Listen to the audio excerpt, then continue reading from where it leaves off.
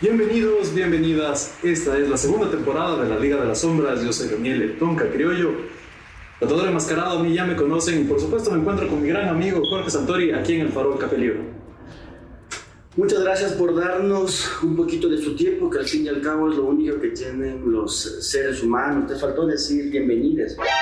No, es que yo me apego a la RAE. Todavía no han aprobado el bienvenides y es algo que no me va a salir. Además que somos la Liga de las Sombras. Lenguaje inclusivo. Sí, o sea, la verdad no. Si es que te ofende mi forma de hablar, pues te pido disculpas, pero no me importa, no me va a salir. Realmente no tengo esa capacidad. No tengo nada en contra de las personas que se identifican con otro género, otra tendencia. Chévere, si es que te gusta, respeto. Todo bien, mientras no me quieran imponer a mí nada. No me quieren imponer. Todo está perfecto. Sí, bienvenidos a quien sea. Yo no etiqueto a la gente, pero tampoco voy a aceptar etiquetas de ellos. Así es. Bueno, qué gusto estar con ustedes una vez más después de un tiempito ya. Bienvenidos a la segunda temporada de la Liga de las Sombras, un podcast que intenta contar desde las sombras la otra parte de la historia y metiendo un poco de picante respecto a lo que enriquece a la vida, que es justamente la muerte, ¿no? Claro que sí, bueno, la segunda temporada empieza, segunda temporada que se hizo esperar bastante, pero hemos estado trabajando para traerles algo bueno, algo mejor y como nos caracteriza la Liga de las Sombras, algo que realmente sea interesante y de valor para ustedes. Sí, y sin la injerencia de la inteligencia artificial, ni muchas de esas cosas que a mi modo de ver pues vuelven obsoleto lo que es la realidad o intentan hacerlo. Bueno, en realidad topando lo de la inteligencia artificial, la inteligencia artificial no crea nada, simplemente copia y acomoda. Entonces realmente cada que usamos la inteligencia artificial para un texto, una imagen, una edición o cualesquiera sea la actividad que estés usando, realmente lo que estás haciendo es robarle el trabajo a alguien más que la inteligencia artificial está bajando de algún lado del internet. O sea, son como los tatuadores cerca del mercado artesanal. Básicamente es un tatuador cero. Sí, tatuador cero. Te bajas del internet, sí, es como, y te con papel como recientemente decía un querido amigo de la Liga de las Sombras, el querido Rufo, que si estás viendo te mandamos un saludo, que un artista, si se quiere considerar artista, tiene que crear, no solo dedicarse a copiar. Y por eso es que yo pues estoy muy feliz de estar junto a un gran artista, un gran amigo y gran tatuador que no calca ni copia los modelos de internet, sino que ustedes busquen un sentido respecto a lo que quieren pintar en su piel y él pues lo va a hacer imprimiendo lógicamente su sello, su impronta, algo que es espectacular porque tienes algo único que va siendo tuyo, ¿no? La idea es esa, ¿no? Es hacer un trabajo para cada persona y que se lleve su estilo y su obra de por vida, ¿no? Si yo, por ejemplo, les voy a indicar, tengo uno, este es de Héctor y Ulises, son los personajes más importantes para mí de la Ilíada y de la Odisea, de los cuales pues son los nombres también de mis hijos, entonces tengo en mi piel el sello, la impronta, el cariño de un amigo grande como vos. Muchas gracias, hermano. Bueno, y volviendo al tema, a lo que nos trae este día frente a ustedes en sus computadoras, donde nos estén viendo, queríamos topar como primer tema de nuestra nueva temporada.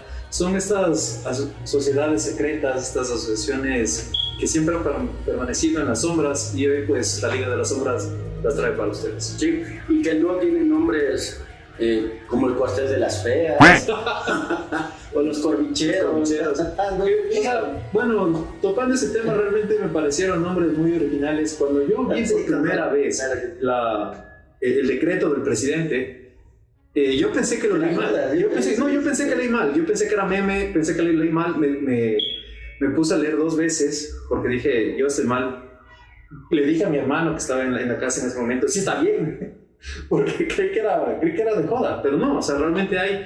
Y yo me pregunto, o sea, ¿qué habrán pensado para poner ese nombre? O sea, ¿será que Al Capo Criminal estaba viendo en ese momento en Netflix Betty la Fea o se estaba pegando un corviche? O sea, empezaron vendiendo corviches en la playa. Me encantaría leer en los comentarios qué teorías tienen ustedes sobre este tipo de nombres. Masones independistas. las sociedades secretas que nosotros vamos a analizar en este capítulo y que va a ser el inicio de una serie, de una trama de temas bastante interesantes, tiene que ver con las sociedades secretas que están formadas en su mayoría por gente influyente, por gente poderosa y que tiene creatividad, digamos, vamos a aclarar, mínima en comparación a los sí, gente influyente, no influencers, vamos a aclarar. Sí, porque estos de influencers muchas veces lo que hacen es ir por la vida picando.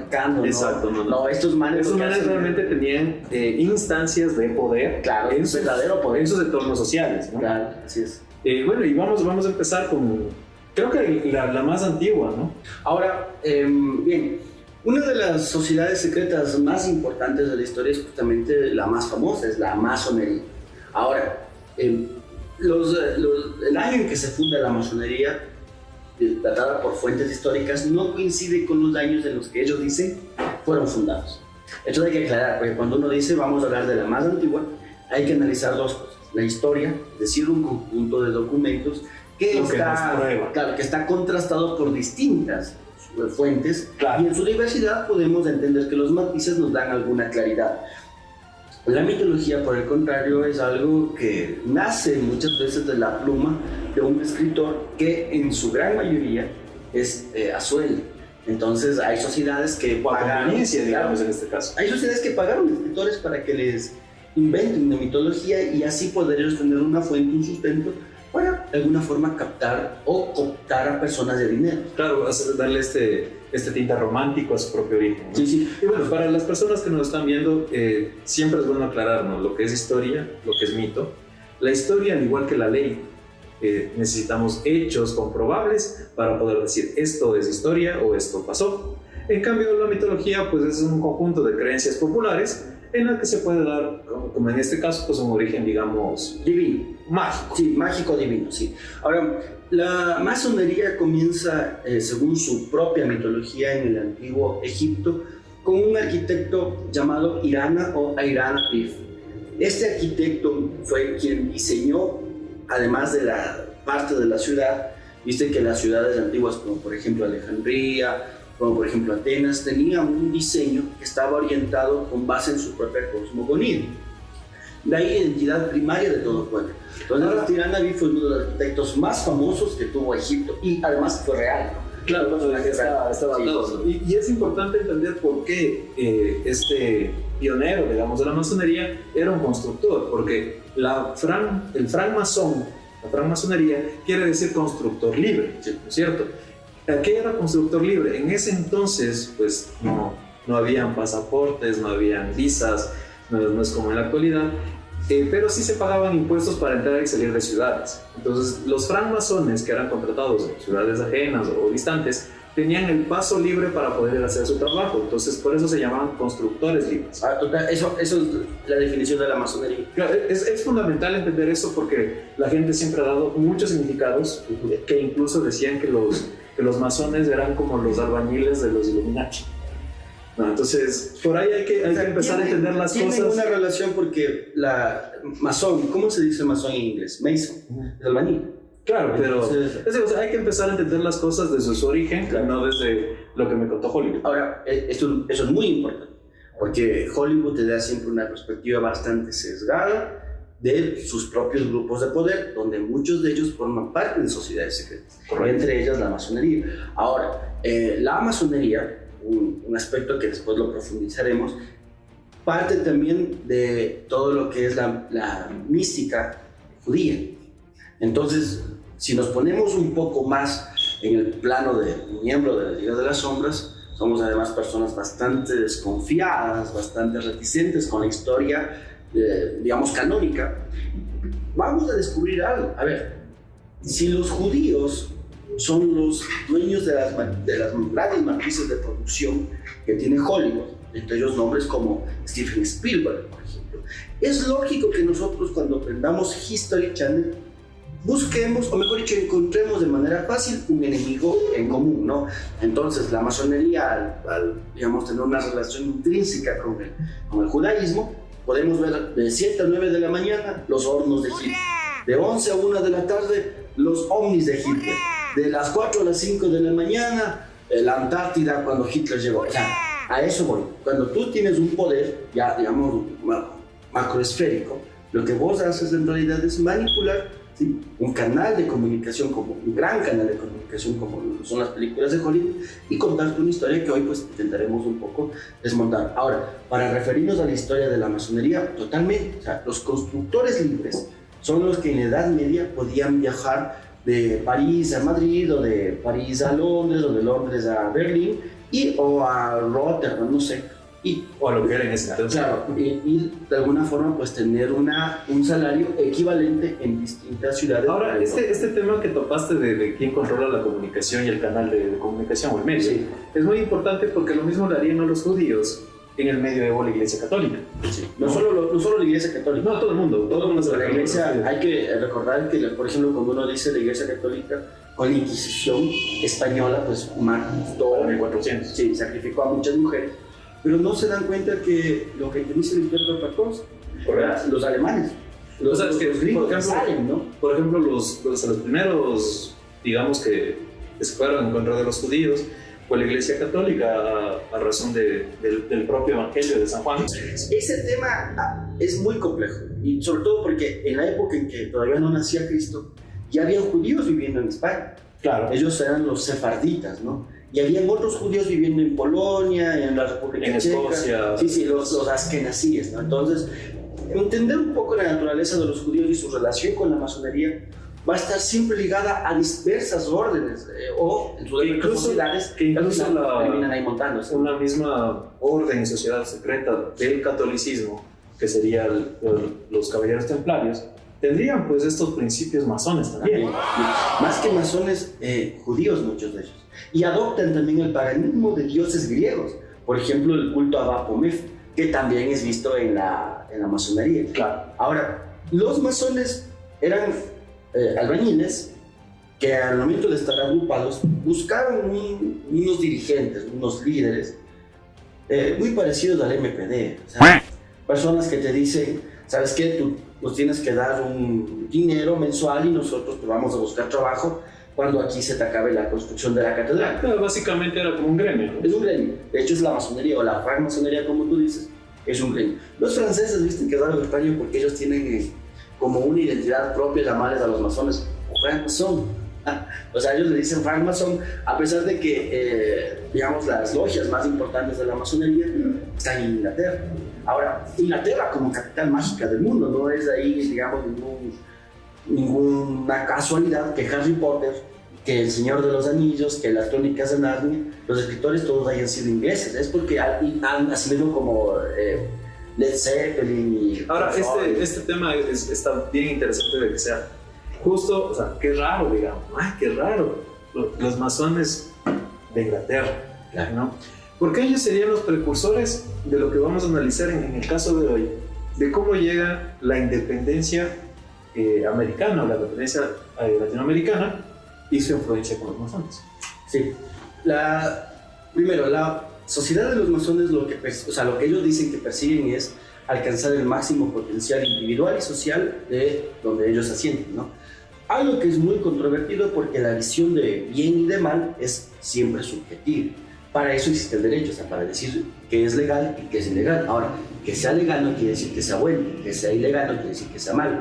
Y hay otra categoría que es legítima. Ahora, en legítima búsqueda ellos de poder cumplir su objetivo, que llevar al ser humano su máximo potencial, han luchado históricamente con otras sociedades o incluso reinos, como en el caso que vos dices de España, y pues nosotros tenemos como consecuencia repúblicas o republiquetas empobrecidas durante años por la deuda externa que hemos tenido que pagar a Inglaterra a causa de la, entre comillas, independencia de España. Ahora verás, esto es bien divertido, estas cosas que acabas de decir, la legítima búsqueda del desarrollo personal y social, es básicamente lo que dice la Constitución de los Estados Unidos de el legítima búsqueda de la felicidad. Totalmente, y es más, ¿sabes que los Estados Unidos tienen una simbología masónica impresionante? Yo no la considero como una sociedad secreta, considero que es una sociedad que tiene preceptos secretos, pero tiene página web.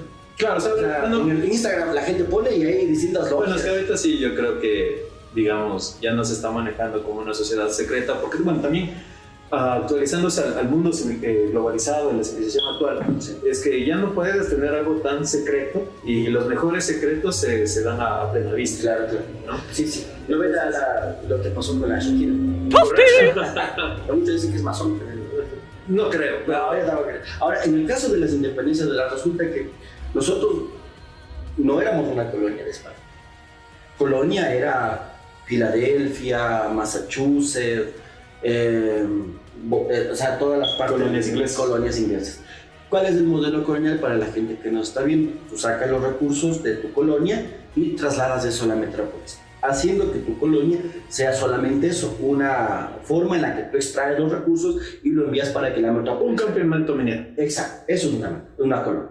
Ahora, en el caso de España, no te puedes explicar cómo dejaron tantas iglesias, tantas universidades, tantos hospitales, tantas ciudades muy bonitas. Por ejemplo, Quito es más antiguo que Nueva York y mucho más bonita en su centro histórico que Nueva York. Lo bonito de Nueva York es Manhattan y toda la parte de Brooklyn, de Bronx. Y lo nuevo y lo avanzado. Es lo nuevo, lo avanzado.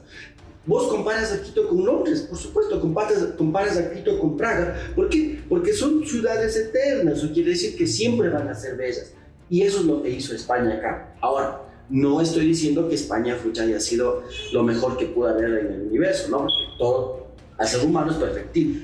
Y aparte, bueno, todo tiene cómo verlo con un diferente prisma, ¿no? Sí. Hay mucha gente que dice, ay, es que conquistadores asesinos, ¿no? Sí, y lo fueron, sí, porque la historia es así. Ahora, los incas también fueron conquistadores, no son españoles, ni son blancos. Claro, lo que pasa es que no es que los incas venían con una florcita y te decían, tenemos que ver la historia con la objetividad que se merece, ¿cierto? Por ejemplo, decirnos nosotros orgullosamente incas, no podemos llamarnos incas. Además que los incas eran una dinastía, no era el pueblo. Exacto. El pueblo era el quechua, claro. Y los quechuas estuvieron relativamente poco en el área del pueblo, ¿no es cierto? Aparte de eso, los españoles, siendo sinceros, es que uno analiza la historia, ¿con qué llegaron los españoles?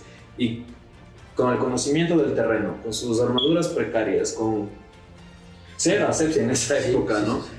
Con cero recursos, era imposible que los españoles se bajen a un ejército bien armado que conocía el terreno. No, pues. ¿Cuál es la verdadera? Es ilógico. Ya, ¿cuál es la verdadera? O sea, ni modo que Benalcázar hubiera sido un tipo Rambo, así que se baja un ejército solo. Vayan a la plaza Benalcázar, en la Olmedo, ahí le van a ver a Benalcázar. Entonces, ¿qué es lo que pasa en realidad? ¿Cómo son los españoles que llegan? ¿Y cómo son los quechos con los que se encuentran y se enfrentan? Es que los españoles eran personas, por lo general, enfermos, desnutridos y bastante bajos.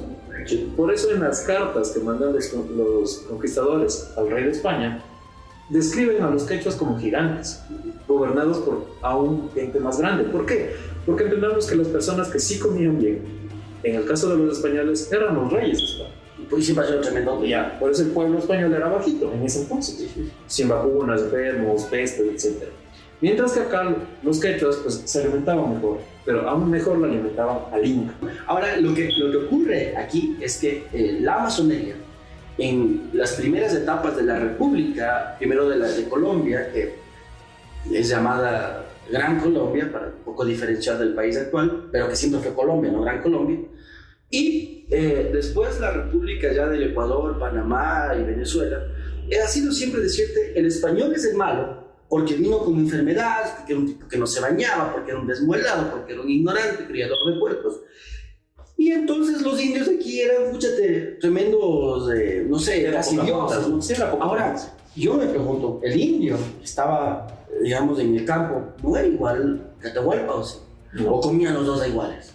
No, porque Inca significa hijo del sol, entonces él, Atahualpa o Huayna Cápac o Yupanqui o Huáscar o Inca Cápac, todos ellos eran incas, o sea, eran hijos del sol, ni siquiera eran reyes o emperadores, como Moctezuma, que era emperador. No, pues ellos eran deidades, claro, deidades. Entonces eran dioses encarnados, los cuales estaban sobre todo, toda percepción del bien y del mal, sobre las leyes, sobre todo, eran los incas, ¿no? Ahora, ¿qué es lo que sucede?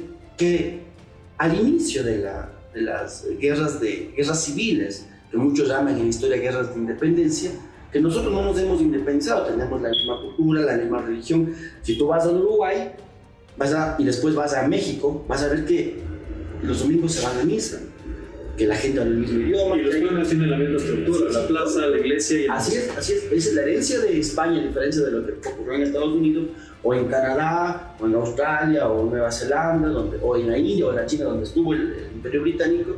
Es que nosotros tenemos una cultura, algo que era muy peligroso para el Imperio Británico. Entonces, hay una máxima que reza: es peligroso ser enemigo de Inglaterra, pero es más peligroso ser amigo de Inglaterra. Ahora, esto es interesante porque ¿por qué se da el apoyo de Inglaterra, o más bien dicho, de los francmasones ingleses, ¿sí?, a las independencias? ¿Por qué? Porque ellos creían que tenían el derecho de beneficiarse de lo que sacaban de América Latina. Sí. Es que es así, entonces lo que tú dices, o más bien dicho, de Hispanoamérica, ¿no? Porque América Latina comprendería toda América, pero ellos decían, ¿y por qué nosotros no recibimos? ¿Por qué nosotros, si es que esto continúa así, nosotros no vamos a tener parte del dorado, por ejemplo? Claro, pero ya se han ido llevándose de un montón de dorados que hay en el mundo. El Museo Británico está ahí. Ya, entonces, ¿qué es lo que pasa ahí? Perdón, hasta el primo del T'Challa Sí. fue a recuperarse el vibranio. O sea, sí, en una película que en esta escena te lo dice, o sea, y dice, me la voy a llevar. ¿Cómo? O sea, se la va a robar. Ustedes dicen lo mismo. O sea, eso es interesante de cómo este tipo de nociones no se tiene tan abierto al público, digamos, que sale en una película de Hollywood, y nadie se pone a analizar el porqué. Bueno, entonces, claro, o sea, si nosotros nos ponemos a ver en realidad la idea del apoyo masón a la independencia no es porque hay qué calidad humana tengo, sino es beneficioso para mis negocios. Que hay que entender que las sociedades secretas es eso. Es un negocio que estamos tratando de mantener y de sacarle jugo o fruto, ¿no? Sí.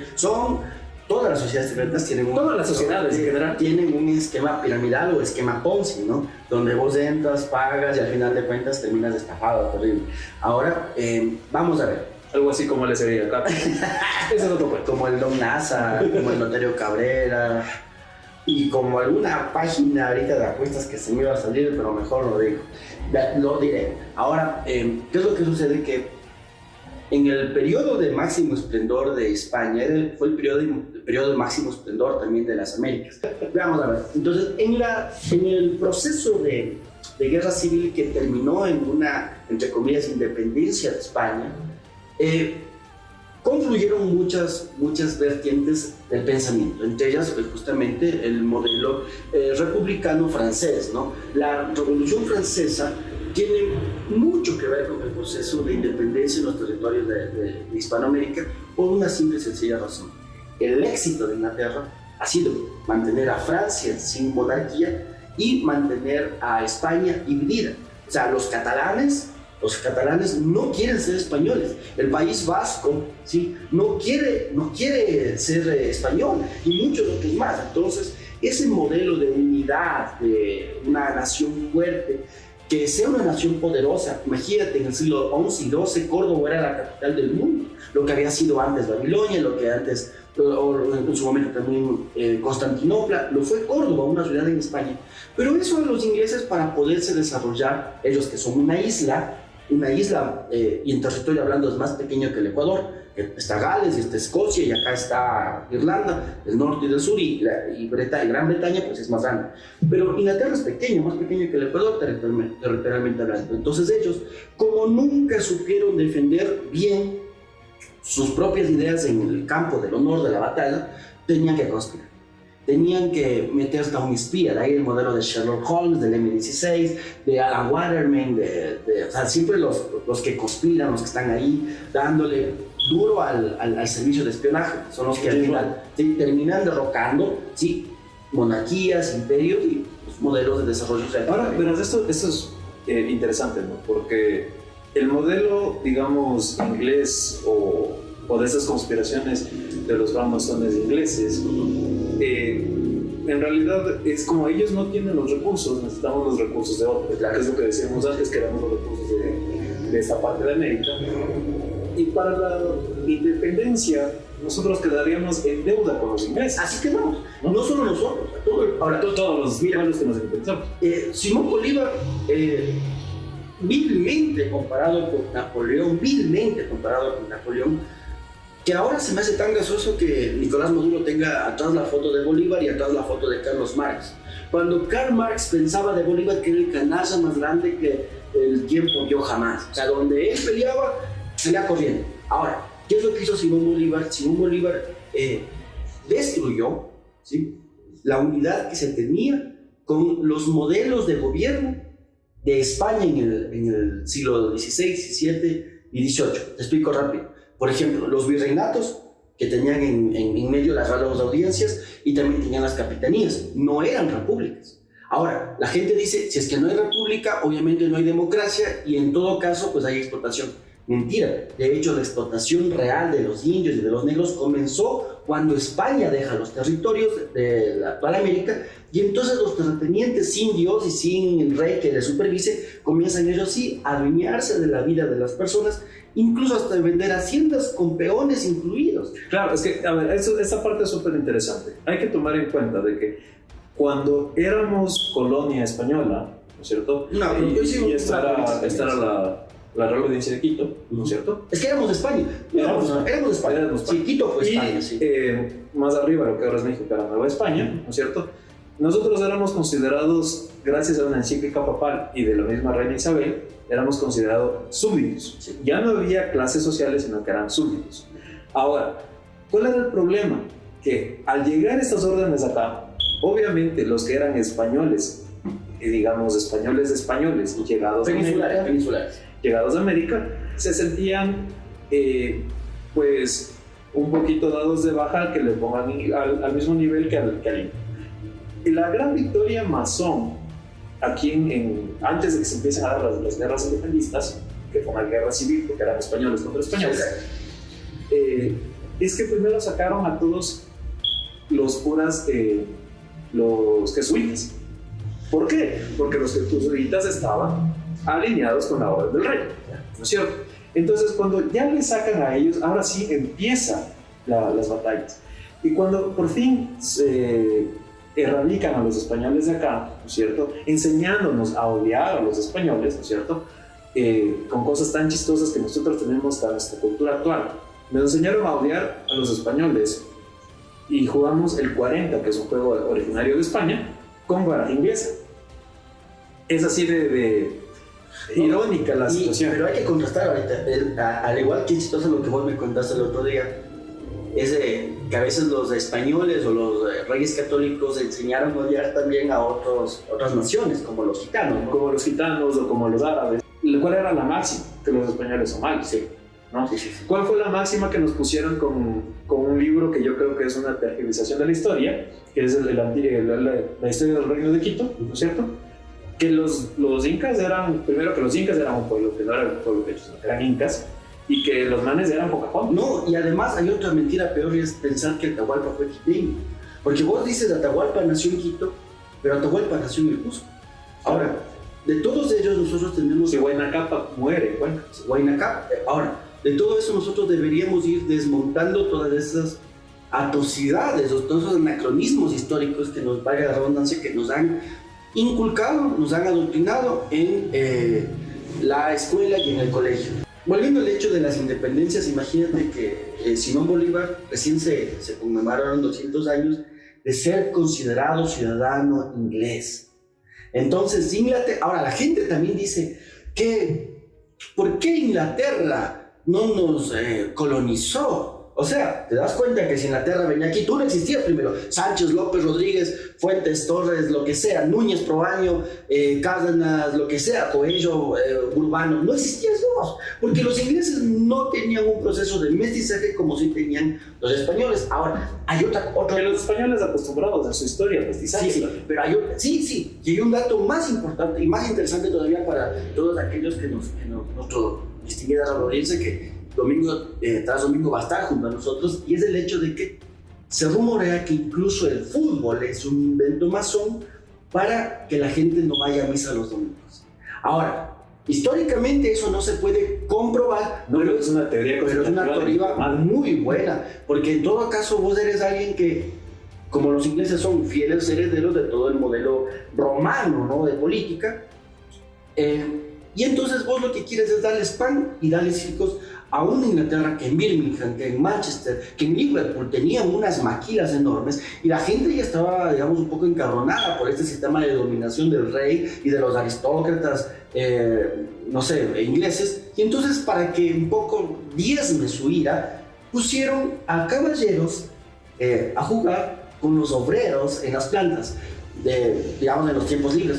A mí me gusta el fútbol y creo que es el único lugar en donde de alguna forma el poderoso se enfrenta contra el fuerte y tienen casi igualdad, ¿no? Ahora, si nosotros vemos la perfecta imperfección en lo que es el humano, justamente debemos entender que como imperio, además el imperio más grande, ¿no? El imperio de Carlos V, donde el sol no se ponía, porque tenía en la parte de acá del Pacífico y tenía en la parte del Atlántico. Entonces España era un imperio sumamente grande, sumamente unificador, y además que tenía una visión también que era la de la evangelización, que a muchos no les puede gustar. Pero a lo que voy es que esas imperfecciones son naturales de los imperios. Y el peso que ha tenido que soportar España, al momento de decir que tú, por tus imperfecciones, eres todo lo malo, es también mirar a otro lado cuando vemos las imperfecciones de los ingleses. Todo el proceso de esclavitud que tuvo el rey de Bélgica y Leopoldo de Bélgica, y cómo ya les despedazó a los del Congo, cómo fueron los franceses, cómo fueron los ingleses, los holandeses, en el tráfico de los esclavos negros hacia las Américas. También aquí hay una nota, y es el discurso de resentimiento, sí, ¿no es cierto? ¿Cómo se genera primero esta ira? Y que, bueno, la teoría conspirativa nos dice que son las semillitas masones, ¿no? Que nos vienen a dar este culpable, este enemigo en común, que vendría a ser España, sí, ¿no? Entonces, ¿qué es lo que hace Simón Bolívar? Que si no se dieron cuenta, pues Bolívar era masón. Sí, claro, por supuesto. Era más un grado alto, ¿no? Claro, entonces, ¿qué es lo que pasa? Hay que hacerles resentir a estos manes contra el sistema para oponerse al sistema. Sí. ¿Cómo le hacemos eso? Es que mira, te están poniendo igual que los indígenas. Te están poniendo con los mismos derechos que estos manes. Eso está mal. Claro. Tú eres blanco, tú eres español. Y los españoles no son blancos como lo son los alemanes, los austriacos. ¿Quiénes serían los noruegos? Los partidarios más firmes de este resentimiento serían los criollos, ¿no es cierto? Los nacidos en un país extranjero. Y además muchos de ellos son masones, ¿no? Exacto. Ahora, la idea de las guerras de civiles que aclarando, o sea, estos criollos resentidos gozaban de todos los derechos porque eran ciudadanos españoles. Claro. Venían de cuna española. Y tenían hasta escudo nobiliario que era de español, como el caso de Bolívar. Ahora, lo que hay que entender aquí es lo siguiente. Bolívar fue un actor importantísimo en las guerras civiles que después decantó en una falsa independencia de España. Y hay unos documentos sumamente valiosos para la historia, y es cuando el 24 de diciembre Bolívar arrasa con los pastuzos de la famosa Navidad Negra, ¿no? Claro, ahora podría ser digamos, el genocidio de Bolívar. Sí, claro. ¿Por qué? Porque ellos no querían ser libres de España. Entonces, ¿qué es lo que le dice? Al que no quiere estar libre de España le voy a matar. Y es una imposición, como veríamos después. Ahora, claro. El que no es mi amigo es mi enemigo. Sí, ahora, pero ¿qué pensaba Bolívar de los españoles? Pensaban que eran lo peor. El mismo descendiente de España, ¿no? Los ingleses no son lo mejor tampoco, ¿no? Bueno, es humano, perfectible. Tampoco digo que son solo los malos. Aparte de las naciones, ¿no? Lo que nos trae es este hecho de cómo los masones tendrían esta conspiración para poder liberar, ¿no es cierto?, América Latina, para que América Latina quede libre. Sí. Y esto no se logra de la noche a la mañana, como les había dicho hace un rato. Primero fue la expulsión de los jesuitas, y la segunda fue ganarse la confianza del propio rey de España. Eso dentro de aquí, porque en el mundo estaba ocurriendo que Napoleón invadió España y le deja a su hermano, a José Bonaparte, que se llama Pepe Botellas, en el trono de España. Y paulatinamente en eso Inglaterra, toda la parte de lo que fue Alemania y toda la parte de Rusia, hizo un frente para derrotar a Napoleón. Bajamos a la batalla de Waterloo, donde el duque de Wellington, un papanatas, un pelele, ¿sí?, logra alzarse con la victoria y paulatinamente la decadencia de Napoleón y de todo lo que él había hecho. Entonces, si yo invado España en el momento en que España estaba ocurriendo todas esas conspiraciones que vos hablas acá en América, lógicamente el modelo de ciudades está limitado. Ahora, ahora esto es chévere porque, mira, son un montón de factores que nunca nos cuentan, ¿no es cierto? Y en España, en la corte española, ya había masones que hacían ignorar al propio gobierno español de las conspiraciones que pasaban acá. Entonces, eso es súper importante. ¿Por qué? Porque el gobierno español, primero, que no estaba acá, ¿cierto? El reinado español no estaba acá, los máximos líderes no podían ver lo que sucedía. Sí, por supuesto. Y encima más tenían una versión sesgada por su propia gente de confianza. Claro. ¿No? Entonces, los reaccionarios del rey de España o de los reyes católicos no fueron los óptimos ante las guerras civiles. ¿Por qué? Porque no sabían qué estaba pasando en realidad. Ellos tardemente se dan cuenta de que ya estaban independizadas sus colonias. Ahora, date cuenta que en el campo del honor, ¿sí? Si es que no es el mar, los ingleses no han tenido mayores victorias en la tierra, tanto como los españoles. Los tercios españoles incluso hasta derrotaron a los samuráis, con, o sea, todas las peculiaridades que vos quieras, que no tenían uniformes, que eran cochinos, que no se bañaban, que eran árabes, es verdad. Pero te das cuenta que es el corazón, además que ellos peleaban inspirados en algo sobrenatural como el apóstol Santiago. Para los masones todo eso debía terminar. Motivar en las personas el espíritu de su propia identidad, que es la esencia hispánica, ¿no? O sea, ¿qué es lo que nos hicieron acá? O sea, si tú te das cuenta, por ejemplo, y justo yo conversaba esto con una amiga, y es que nosotros como ecuatorianos perdemos identidad. Claro. Nosotros no somos españoles, no somos quechuas. No nos gusta que nos digan ni lo uno ni lo otro. Hasta el punto de que no sabes quién es. Claro, o sea, es que no nos gusta que nos digan ni lo uno ni lo otro. ¡Oh, España! ¡Qué terrible que España! ¿En qué idioma hablas? Claro, y si te dicen Lombo, ya te ofendes. Entonces, es por ahí ve, ¿no es cierto?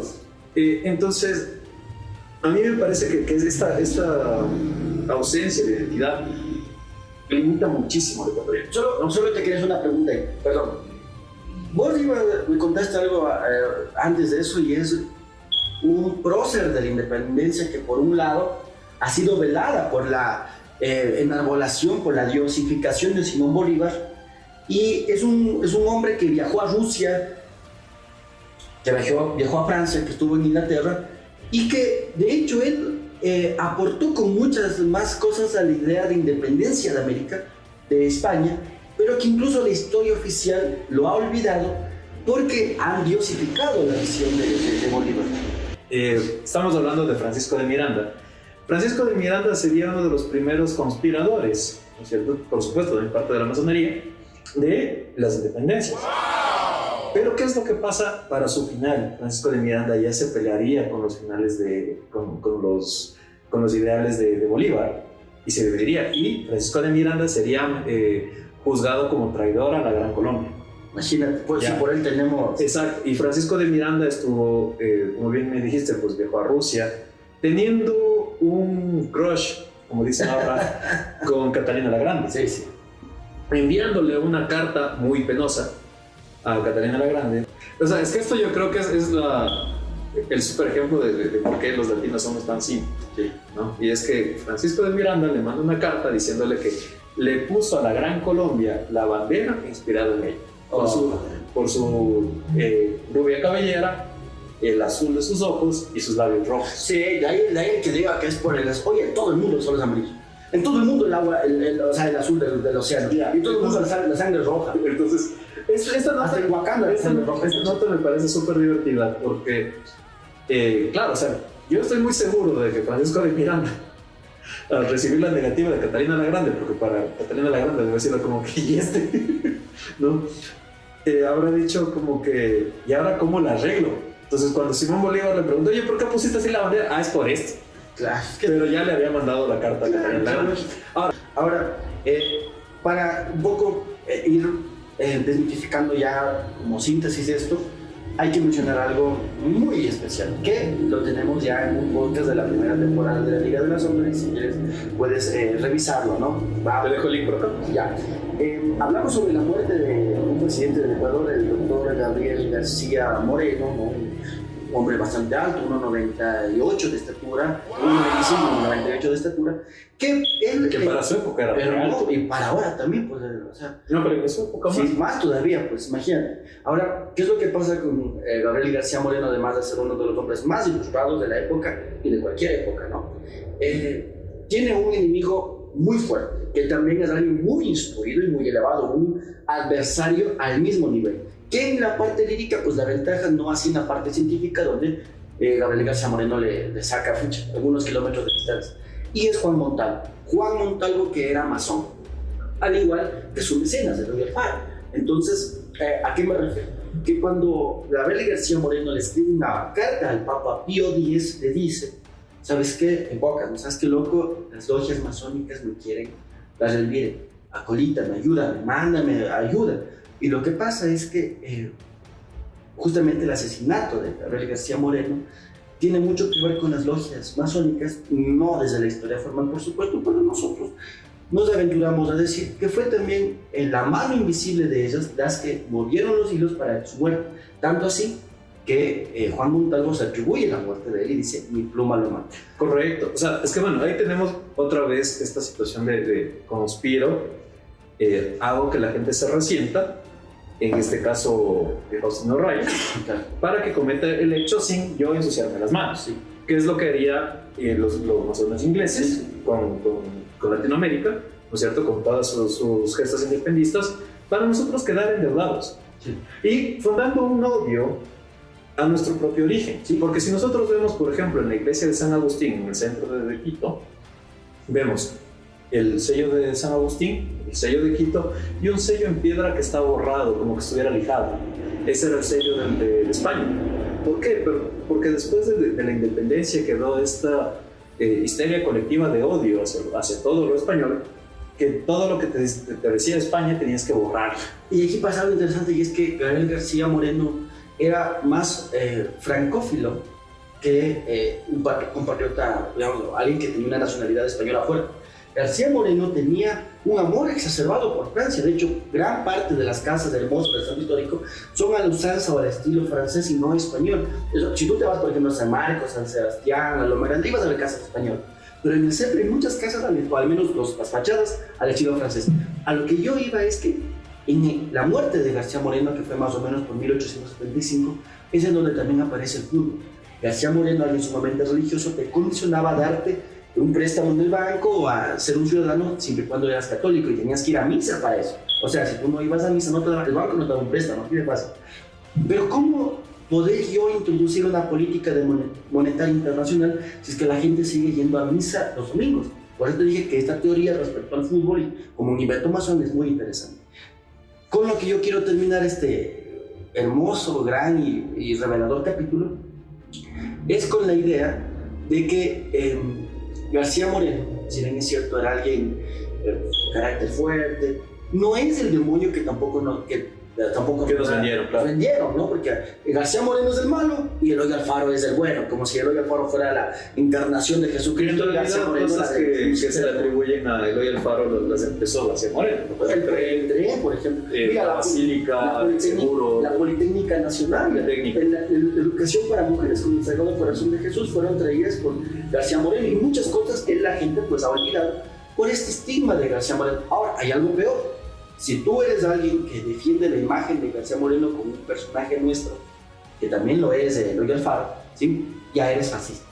Pues, imagínate, en esa época, en 1835, Hitler no existía. Pues, bueno, es que ahí caemos en estos... ¿Qué era lo que tú dijiste otra vez de Handel, te acuerdas? De Wagner. De Wagner, exacto. O sea, a Wagner se le acusa de ser nazi.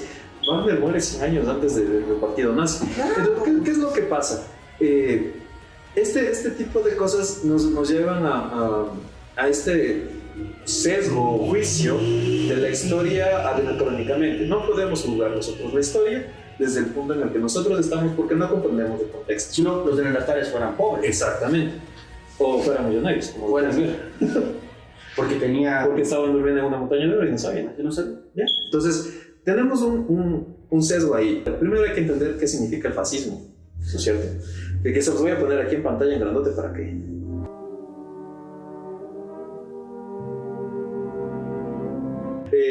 ¿para qué? Tienen que empezar a entender de que el fascismo, primero como insulto, no funciona, porque al hacer eso ustedes están siendo los primeros fascistas. Ya, y volviendo al tema y a esto, es que siempre hay esta doble versión de quién cuenta la historia. Claro. Entonces, ¿quién cuenta la historia a conveniencia de quién? ¿Por qué se le quitan los méritos y atribuciones de lo que hizo García Moreno? Porque no le convenía a quién, a los laicos. Los laicos que vendrían siendo impulsados por Eloy Alfaro, y pues como tuvimos en la década robada, ¿no? Entonces, si vos mencionabas a García Moreno en la década robada, pues eras ¿cómo era? Pelucón. No, pues y además que defiende la democracia y al mismo tiempo Eloy Alfaro, cuando Eloy Alfaro nunca llegó a ser presidente por elección popular. No cederemos por papelitos lo que tomamos por las armas. Sí, ¿no? Y entonces te doy un garrote. Es que toma un garrote, vamos a sacar las piedras, vamos a quemar la Contraloría y luego vamos a defender a un violador. Es que es lo mismo, es exactamente lo mismo. Entonces no hay que dejarnos llevar por ese tipo de falacias. ¿Por qué? Porque siempre el Vox Populi nos va a jugar esta falsa mentira de cuál era la conveniencia en ese momento. Ahí es en donde la masonería vuelve a tener o vuelve a cobrar fuerza en esta conversación, porque ahora la democracia, que es la dictadura de las masas, que no es lo mismo las masas que el pueblo, hay que transformar a las masas en pueblo. A ver, las masas es la sustancia más vulgar y más terrible de que lo que la mayoría, en su poca lucidez tiene. La mayoría en el Ecuador para nadie es un mito, ¿sí? Que es gente que no lee, que es gente poco ilustrada, la mayoría. Entonces, ellos son los que a la corte ponen presidente y me dicen que la democracia está bien. Ahora, ¿cuál es la alternativa? No es tampoco la monarquía, no es tampoco el imperio, no es la tiranía, no es la dictadura. Tomando en cuenta el caso que estudiamos hoy, toda la situación se da por un resentimiento, ¿cierto? ¿Por qué los ecuatorianos eran enamorados de Francia? ¿Cierto? Todos los intelectuales de la independencia eran enamorados de Francia. Y llegaban a Ecuador y le decían, no, es que estamos en un pueblo. Sí, así. No, y además entonces, dicen que hasta ahora el himno más hermoso del mundo es la Marsellesa. Yo les invito, perdón que te interrumpa, yo les invito a que comparen el himno nacional del Ecuador en su letra con la letra del himno nacional de Francia para ver si es o no efectivamente el himno más hermoso del mundo. Porque todos son el segundo mejor himno del mundo. Compare cualquiera con el himno de Francia y se va a dar una gran sorpresa porque literalmente, líricamente, vamos a ver el resultado. Bueno, es que había este resentimiento de decir, es que pueblo, y pueblo, y pueblo. Entonces, ahí empieza a haber este resentimiento y tal. Nuestros próceres nos invitan a esta reflexión, ¿no es cierto? A que estamos siendo pisados del cuello por un imperio tirano. Pero, ¿qué hicieron? Los blancos, los criollos, los independistas, por mucho tiempo igual aplastaron al pueblo. Y siguen todavía. Con familias que están afincadas en el... Entonces, por ejemplo, nuestro primer presidente, ¿no? Que involucrado en Chileón casos de corrupción, que se llamarían ahora, después de ser presidente del Ecuador, pidió que vuelva a ser ciudadano español y gestionó para que Ecuador vuelva a ser España. Entonces hay que darse cuenta de que en realidad la historia tenemos que verla en todo su contexto, en todo su macro, ¿cierto? Y que este tipo de resentimientos lo único que nos lleva es a la destrucción de nuestra propia identidad y que no podamos nosotros compartirlos. Totalmente. Aquí ¿Por qué? Con vos. ¿Por qué? Porque hay unas notas que yo siempre veo, que es que tiene plata porque robó o porque le dio a la familia. Si le dio a la familia, ¿cuál es el problema? Si se ganó su plata, ¿cuál es el problema? Si es que su negocio es millonario y tú no trabajaste para tener esos millones, cállate la boca, cuando tengas los millones vas a querer hacer lo mismo. No, y te van a decir que es imposible. ¿Cómo venía? Sí. Es que, ¿cuál es el problema aquí? Todo el mundo sabe qué hacer con plata ajena, pero no con la suya. De ahí, nuevamente entra otra vez a jugar un papel importante de la masonería, porque ellos te ofrecen, sí, llevarte a tu máximo potencial económico porque estás respaldado de una comunidad. O sea, la masonería es como pertenecer a una iglesia evangélica, como pertenecer a un culto satánico. Es como pertenecer al Herbalife. ¡Claro! A Fundación, Dios mío. No nos demanden. Ahora, un ejemplito nomás. Ahora, lo que yo quería decirte con respecto a eso es lógico. El primer presidente del Ecuador, Juan José Flores, fue también el padre de Jacinto Flores Gijón, que también fue presidente, y él pues fue un ancestro de Jacinto, perdón, el primer presidente es Juan José Flores, el hijo es Antonio Flores Gijón, y él es un ancestro de Jacinto Flores Gijón. Fue el dueño de la Circasiana, la casa que está aquí en la 10 de agosto y la Colón. En todo caso, son familias que han tenido un poder económico porque han devenido de muchos años estando en el poder. Y ellos, ojo, ya no son españoles. O sea, por eso yo concuerdo totalmente, como es porque la explotación del indio, del negro, del campesino, no se dan ahora por los grupos, digamos, económicos que nacen de una pyme como lo que es el Farol Café Libro, ¿no? Sino nace de un apellido que tiene un auge en España. Entonces, ¿a qué nos podemos nosotros remitir? Al hecho de que el sentimiento es algo totalmente absurdo. No podemos ser resentidos porque inmediatamente ya somos enemigos.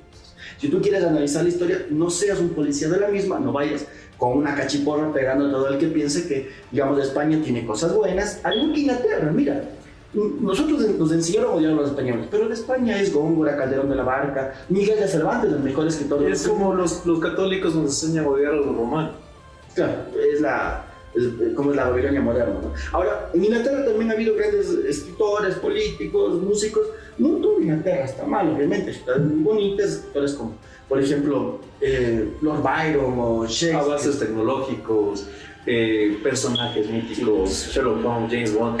Tienes para elegir. Lo que tampoco es correcto es decir que, digamos, España es un modelo para el tiempo actual, porque recuerda que España está muy dividida con el PSOE, con el PP, con, digamos, la búsqueda republicana, al igual que Inglaterra, que tampoco han sido los santos. Nosotros en este podcast intentamos develar desde las sombras un poco de luz para que vos vayas y consultes por vos mismo y puedas darte cuenta de una verdad que sí es necesaria. Así es, amigos, así que esperamos haberte sembrado ese bichito de que quieras investigar algo más. Espero que todo este podcast te sirva de algo para que te enteres un poquito de cómo nos han metido en la historia y que te enteres un poquito de cuál es nuestra verdadera historia o para cimentar nuestra identidad. O identidad dentro de todo. Y quiénes estuvieron detrás de todo esto y quiénes orquestaron lo que nosotros conocemos ahora como la independencia. Recuerda que este podcast fue grabado en el Farol Café Libro, un lugar que está ubicado en la avenida Amazonas de Joaquín Pinto y que abraza todo tipo de pensamiento, por más ecléctico que sea, ¿no? Tienes que también dejar la definición de ecléctico. Aquí llegan comunistas, llegan anarquistas, llegan nazis, llegan hispanistas, indigenistas, sociólogos, filósofos, antropólogos, porque es un lugar en donde el debate deja la mugre de los comentarios en el Facebook y en todo caso pues puedes verla quien piensa distinto a vos, respetar su pensamiento o en todo caso debatirlo, ¿sí? Queremos agradecer a todas las personas que hacen posible este bonito podcast. Gracias sobre todo a ti que nos estás viendo. Por mi parte eso es todo, hasta la próxima y recuerda, mantente libre y sigue la lucha.